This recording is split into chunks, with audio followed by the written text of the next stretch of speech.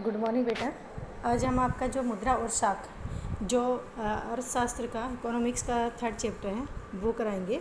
इससे पहले मैं कल आपको इसे के बारे में वो एक पहले वीडियो छोड़ चुकी हूँ मुद्रा और साख के ऊपर, जिसमें मैंने बताया कि हमारे यहाँ पे पहले कौन सी करेंसी चलती थी, उसके बाद में धात्विक करेंसी के बाद में कागजी करेंसी की शुरुआत कब हुई और बैंक की किस प्रकार की जो जमा कराने की प्रक्रिया है वो होती है। ठीक है, आगे का आज का हमारा है कि साख की दो विभिन्न परिस्थितियाँ। देखो, साख की दो विभिन्न, हम किसी से ब्याज लेते हैं। मैंने साख क्या बताया था आपको? साख का मतलब क्या है कि हम जब किसी से ब्याज लेते हैं 1 साल के या 2 साल के लिए, हम जिसके लिए टाइम पीरियड के लिए उससे ब्याज लेते हैं उसी को हम साख कहते हैं। यानी कि 1 साल के लिए हमने किसी से ब्याज लिया, 1 साल के बाद में हम उसको वापस लौटा दें तो ये हमारी साख होती है। ठीक है, साख 2 प्रकार की हो सकती है, 2 परिस्थितियाँ होती हैं। पहली परिस्थिति क्या होती है बेटा साख के अंदर? पहली ऐसी होती है, एक परिस्थिति ऐसी होती है जो कि पॉजिटिव रिस्पांस देती है, यानी कि सकारात्मक होती है, और दूसरी होती है नकारात्मक। यहाँ पर 2 उदाहरण दे रखे हैं कि हमने किसी से पैसा उधार में लिया किसी काम को करने के लिए, और उस काम को करने में हमें कोई सफलता मिली या हमने उसमें अच्छा प्रॉफिट कमाया तो वो हमारे लिए सकारात्मक बन जाता है। लेकिन हमने किसी से पैसा उधार लिया, ब्याज में लिया और उस पैसे को लेने के बाद में हम अपना क्या होता है, उसमें हमें नुकसान होता है जिस काम के लिए हम लेते हैं, तो हमें वापस वो पैसा चुकाना भी मुश्किल हो जाता है हमारे लिए।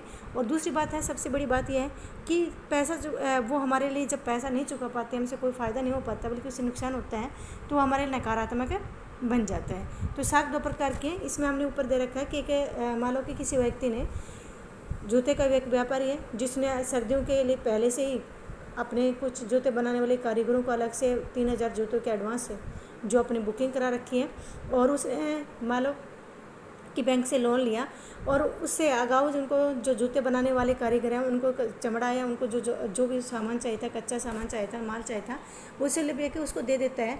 और जूते जब उसको टाइमली बनकर तैयार हो जाते हैं, 3000 जूते उसको मिल जाते हैं और उन जूतों को वो आसानी से मार्केट में बेच सकता है। तो उससे क्या होता है कि बैंक से जो लिया गया उसका ब्याज है वो उसके लिए सकारात्मक बन जाता है, यानी कि पॉजिटिव रिस्पांस देता है, उससे उसको फ़ायदा होता है। लेकिन इसी के साथ में मान लो कि छोटा सा किसान है जिसके पास 1 एकड़ या 2 एकड़ ज़मीन है। ठीक है, तो उस 2 एकड़ ज़मीन के अंदर वो किसी से कर्जा लेकर, किसी साहूकार से, किसी मतलब अपने रिश्तेदार जान पहचान से कर्जा लेकर अगर उस पर फसल बोते हैं, फिर किसी कारण से कीटाणु लग जाते हैं कि हम कीटनाशक दवाएँ डालता है, यानी कि फिर उसकी फसल के ऊपर बारिश हो जाती है, ओड़े गिर जाते हैं, या फिर कीटाणु के हमले से फसल बर्बाद हो जाती है, तो उस बेचारे के लिए क्या होता है कि उस फसल को बर्बाद होने के कारण उसमें जितनी उसकी लागत लगी है वो भी उसके वापस से नहीं आती है। इसके कारण से क्या होता है कि वो किसान जिससे उसने ब्याज लिया है वो वापस नहीं चुका पाता है। इस तरह से क्या होता है कि ये उसके द्वारा लिया गया ब्याज जो कर्जा था जो था उसके लिए क्या बन जाता है, एक तरह से उसके लिए नकारात्मक बन जाता है, यानी कि उसको चुकाना उसके लिए बहुत मुश्किल हो जाता है। ठीक है, ग्रामीण क्षेत्रों में साख की मुख्य मांग फसलों के उगाने, साख की फसल उगाने के लिए होती है। फसल उगाने से बीज, खाद, कीटनाशक दवाओं, पानी, बिजली, उपकरणों की मरम्मत आदि पर खर्चा होता है। इन आगतों के खरीदने और फसल की बिक्री होने के बीच में कम से कम 3 महीने का अंतराल होता है। आमतौर के किसान के ऋतु में आरंभ में फसल उगाने के लिए उधार लेते हैं और फसल तैयार होने के बाद वापस देते हैं। उधार अदायगी मुख्यतः फसल की कमाई पर निर्भर करती है। इसी तरह हमने पढ़ा 2 सलीम के बारे में और सपना के बारे में। सलीम को, जहाँ जूते का व्यापारी है, उसको क्या होता है कि बैंक से लिया गया उसका जो लोन होता है वो उसके लिए सकारात्मक बनकर आता है क्योंकि उसको फ़ायदा होता है। लेकिन सपना के द्वारा लिया गया जो लोन था वो उसके लिए क्या होता है कि फसल बर्बाद होने के कारण, मूंगफली की फसल बर्बाद होने के कारण उसमें कीटाणु लगने की वजह से क्या होती है, उसकी मूंगफली की फसल बर्बाद हो जाती है और वो जो पैसा वो साहूकार से कर्जा लेती है वो उसको चुकाने में असमर्थ हो जाती है। इस प्रकार से ऋण की क्या होता है, 2 तरह का होता है, एक सकारात्मक होता है, एक नकारात्मक रिस्पॉन्स होता है। अगला, हर ऋण समझौते में के ऋण की शर्तें क्या क्या होती हैं। देखो, किसी भी बैंक से हम लोन लेते हैं, ठीक है, चाहे हम अपने आड़ोसी पड़ोसी, साहूकार, रिश्तेदार या अपने जान पहचान के मित्रों से जो पैसा लेते हैं, ठीक है, उस पैसे से क्या होता है, हम उससे लिए गए पैसे का हम उसको रेंट देते हैं। जैसे हमने 2 रुपये सैकड़े में ब्याज में ले लिया, या फिर हो सकता है कि वो आपकी कोई संपत्ति, आपकी कोई प्रॉपर्टी को गिरवी रख सकते हैं। ठीक है, ये होता है समर्थक ऋणदार। यानी कि समर्थक ऋणदार, आपको फिर बता दो, शॉर्ट क्वेश्चन करते जाओ आपको। समर्थक ऋणदार किसके कहते हैं? समर्थक ऋणदार उसे कहते हैं जब हम किसी से ब्याज लेते हैं, जब हम किसी से पैसा या रकम उधार लेते हैं तो उसके बदले में हम उसके लिए जो भी उसको गिरवी रखते हैं, जो भी सामान उसके पास में गिरवी रखते हैं, वही हमारा समर्थक ऋणदार कहलाता है। आगे समझ में।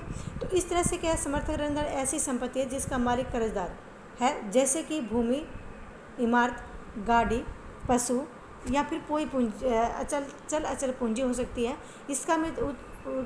इसका इस्तेमाल वह उधारदाता को गारंटी देने के रूप में करता है जब तक कि ऋण का भुगतान नहीं हो जाता है। यदि कर्जदार उधार वापस नहीं कर पाता है तो उधारदाता को भुगतान प्राप्त करने के लिए संपत्ति का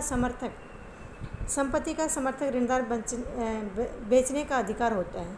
संपत्ति जैसे कि जमीन है, बैंक को जमा, पशु, पूंजी इत्यादि समर्थक ऋणदार के आम उदाहरण हैं जिनका उपयोग कर्ज लेने के लिए किया जाता है। देखो सर, हम आपको बताया, चाहिए हम किसी भी बैंक भी हमें ब्याज तभी देता है जब हम उसको बदले में कोई भी अपनी प्रॉपर्टी या अपना कोई सामान उसके पास गिरवी रखते हैं, जैसे मकान है, दुकान है, ज़मीन है, गोल्ड है, कोई भी चीज़। और ये सब चीज़ें हम तभी हमें मिलता है जब हम उसका ऋण वापस नहीं दे पाते हैं, उनसे लिया हमारा लोन वापस नहीं कर पाते हैं। तो बैंक के पास और ये होता है कि वो उसके ऊपर क्या कर सकता है, उनको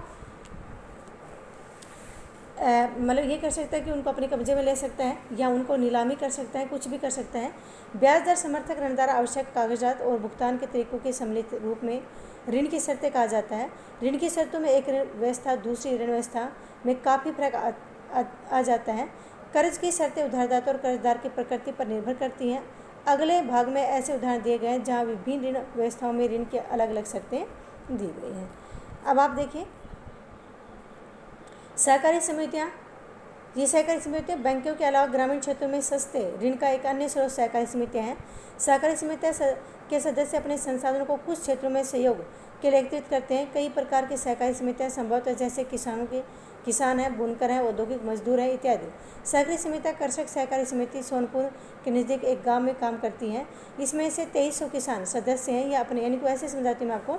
सहकारी समिति कहती है इसमें 10-15-20 से लेकर इसमें 3000-4000 तक के लोग भी इसमें शामिल हो सकते हैं। ये सभी लोग अपना थोड़ा थोड़ा क्या करते हैं, बचा के रखते हैं पूंजी को। और ये जब भी कोई काम करते हैं तो इकट्ठा, जैसे किसी एक ज़मीन के ऊपर मिलकर काम करना है, किसी एक छोटा उद्योग लगा देना या फिर कोई और जो इस तरह से कोई काम करना, और उसके ऊपर से बैंक से लोन लेना, और उस बैंक से लिया गया जो लोन है, जो ऋण है, वो लौटाने का जो कर्ज है, वो दोनों पूरी सहकारी समिति की जिम्मेवारी बनती है। इस तरह से एक जिम्मेवारी कम्युनिटी को सरकार क्या होती है या बैंक क्या होता है, लोन देना में कोई हिचकिचाहट नहीं करता है। भारत में औपचारिक क्षेत्र में साख, देखो साख दो प्रकार के होते हैं, एक औपचारिक होती है, एक अनौपचारिक होती है। औपचारिक साख में कौन कौन से आते हैं? औपचारिक क्षेत्र में आते हैं बेटा बैंक, डाकखाना या फिर जैसे ग्रामीण बैंक है, ये आते हैं, सभी किस में आते हैं? औपचारिक क्षेत्र में। अनौपचारिक क्षेत्र में आते हैं हमारे आसपास के पड़ोसी, हमारे रिश्तेदार, हमारे यार दोस्त, या फिर हो सकता है हमारे गांव में जो पैसे देने वाले कोई साहूकार, ऐसे जो लोग होते हैं वो अनौपचारिक क्षेत्र में आते हैं। ठीक है। भारतीय रिजर्व बैंक ऋणों को औपचारिक स्रोतों की कार्यप्रणाली पर नजर रखता है। उदाहरण के लिए हमने देखा कि बैंक अपनी जमा का एक न्यूनतम नकद हिस्सा अपने पास रखता है। आरबीआई नजर रखता है कि बैंक वास्तव में नकद शेष बनाए हुए हैं। आरबीआई इस पर भी नजर रखता है कि बैंक केवल लाभ अर्जित करने वाले व्यापारी और व्यापारियों को ही ऋण मुहैया नहीं करा रहे हैं, बल्कि छोटे किसानों, छोटे उद्योगों, छोटे कर्जदार इत्यादि को भी ऋण उधार दे रहे हैं। समय समय पर बैंकों द्वारा आरबीआई को यह जानकारी देनी पड़ती है कि वे किसानों और किन को ऋण दे रहे हैं और उसकी ब्याज की दरें क्या है। इनकी मैंने आपको बताया था कि बैंक के पास जब हम पैसे जमा कराते हैं, अपने पैसे हम जब बैंक के पास जमा कराते हैं, मान लो किसी बैंक के पास में कि एक महीने में 400 करोड़ रुपये या 10 करोड़ 20 करोड़ जितने भी रुपये जमा होते हैं, तो बैंक को होता है कि उसके पास जितनी जमा है उसका 15% जो है वो कैश के रूप में अपने पास रखेगा, क्योंकि कभी भी किसी भी कस्टमर को जरूरत पड़ सकती है पैसों की, तो बैंक उसको मना नहीं करेगा कि हमारे पास कैश नहीं है तो आप आज नहीं फिर कभी लेके जाना। ऐसा नहीं होता है बैंक में। अब बैंक में जाके आपने जितने भी पैसे अपने जमा करा रखे हैं, अगर आपको किसी भी टाइम उसके में जरूरत पड़ती है तो बैंक से जाके आप वो पैसे निकाल सकते हो। इसी को कहते हैं जमा। ठीक है। तो रिजर्व बैंक इस बात पर नज़र रखता है कि वास्तव में बैंक अपने पास जमा का न्यूनतम कितना होता है? 15%। कुल जमा का 15% हिस्सा अपने पास कैश में रख रहे हैं या नहीं रख रहे हैं। बैंक किन किन को लोन दे रहे हैं और किन किन शर्तों पर और किन ब्याज दरों पर लोन दे रहे हैं। औपचारिक क्षेत्र में ऋणदाताओं की गतिविधियों की देखरेख करने वाली कोई संस्था नहीं है। ऐच्छिक दरों पर ऋण दे सकते हैं। उन्हें जायज़ तरीक़ों से अपने पैसे वापस लेने के रोकने का कोई तरीका नहीं है। औपचारिक ऋणदाताओं की तुलना में अनौपचारिक क्षेत्र कि ज़्यादातर ऋणदाता कहीं अधिक ब्याज दर वसूल करते हैं, इसलिए अनौपचारिक ऋण कर्जदाता को अधिक महंगा पड़ता है। यानी कि अगर हम गांव से अपने साहूकार, अपनी जान पहचान के लोगों से अगर पैसे लेते हैं तो वो 2 रुपया सैकड़ा देते हैं। अगर बैंक से आप लोगे तो हो सकता है बैंक आपको 1 रुपया 25 पैसा या 1.5 रुपये में आपको लोन दे देगा। ये तो बैंक के अपने अलग अलग टाइम के अलग अलग लोन के अलग अलग रेट होते हैं, ठीक है। सभी कारणों को देखते हुए बैंकों को सहकारी समितियों के ज़्यादा कर्ज देना चाहिए। इसके जरिए लोगों को आय बढ़ सकती है और बहुत से लोग अपनी विभिन्न ज़रूरतों के लिए सस्ता कर्ज ले सकेंगे। वे फसल उगा सकते हैं, कोई कारोबार कर सकते हैं, छोटे उद्योग इत्यादि लोग लगा सकते हैं, वे नया उद्योग लगा सकते हैं या वस्तुओं का व्यापार कर सकते हैं। सस्ता और सामर्थ्य के अनुकूल कर्ज देश के विकास के लिए आवश्यक होता है। अनौपचारिक और औपचारिक और अनौपचारिक शाख किसे क्या मिला है, आपने देख चुके हो कि कितने हमारे यहाँ पे आज के टाइम में भी अगर हम बात करते हैं, इसमें देखो पिक्चर दे रखी है, तो हमारे यहाँ पे ज़्यादातर गरीब जो लोग होते हैं वो क्या करते हैं, अनौपचारिक क्षेत्र से ऋण लेते हैं। कम संपत्ति वाले लोग होते हैं वो भी क्या होते हैं, अनौपचारिक क्षेत्र से ऋण लेते हैं। समृद्ध परिवार होते हैं वो ज़्यादातर क्या होते हैं, औपचारिक क्षेत्र से ऋण लेते हैं। और अमीर परिवार होते हैं वो तो क्या होते हैं, वो 90% ही अपना जो कर्जा होता है वो औपचारिक क्षेत्र से नहीं बैंकों से लेते हैं। कारण क्या है, क्योंकि उनके पास, बैंकों के पास गिरवी रखने के लिए प्रॉपर्टी होती है, जिस प्रॉपर्टी के ऊपर उसको बैंक आसानी से लोन दे सकता है। लेकिन गरीब लोगों के पास इतना कोई साधन नहीं होता, उनके पास इतनी कोई प्रॉपर्टी नहीं होती है जिसके वजह से वो बैंकों से लोन ले सके, ठीक है।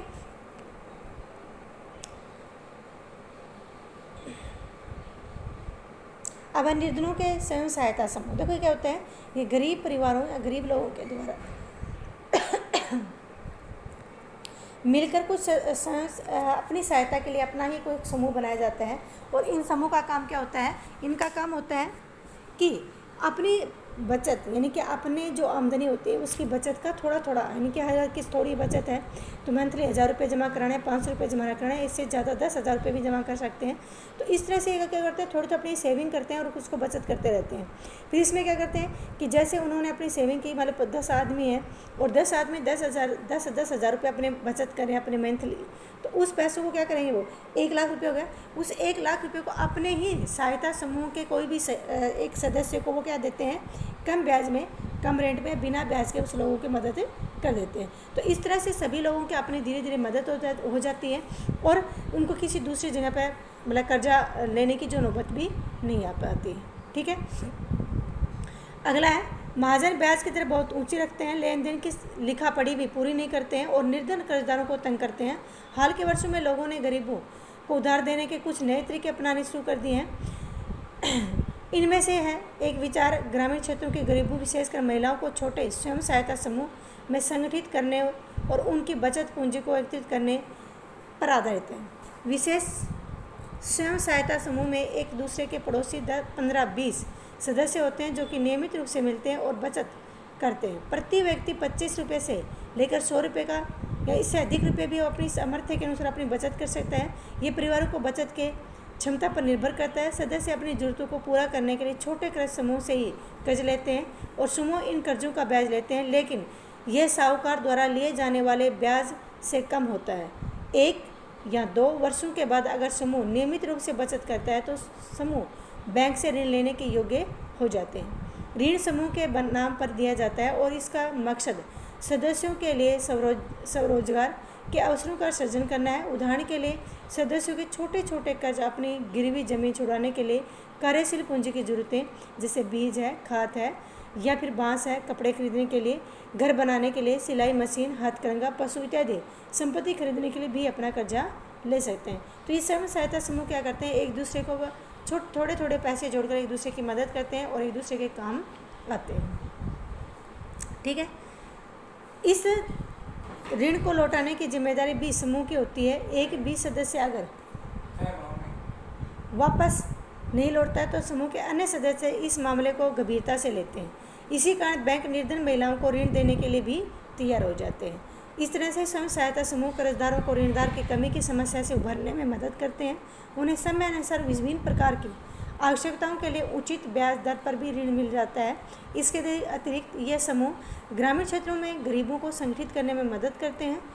इससे न केवल महिलाएं आर्थिक रूप से स्वावलंबी हो जाती हैं, बल्कि समूह की नियमित बैठकों के जरिए लोगों को एक आम मंच मिलता है, जहां वह तरह तरह के सामाजिक विषय जैसे स्वास्थ्य है, पोषण है, घरेलू विषय इत्यादि आपस में चर्चा भी कर पाते हैं। तो बेटा हमने पढ़ा कि किस प्रकार से हमारे यहाँ पे छोटा सा इसमें एक आप देखिए कि बांग्लादेश का एक छोटा सा उदाहरण है, जहाँ बांग्लादेश में ग्रामीण क्षेत्र में एक ब्याज देने के लिए यानी कि एक ग्रामीण बैंक की स्थापना की गई थी। और उसके अंदर क्या थे, वहाँ पे ब्याज लेने वाला या कर्जा लेने वाले जो ज़्यादातर थे वो गरीब महिलाएं थी। ठीक है, गरीब महिला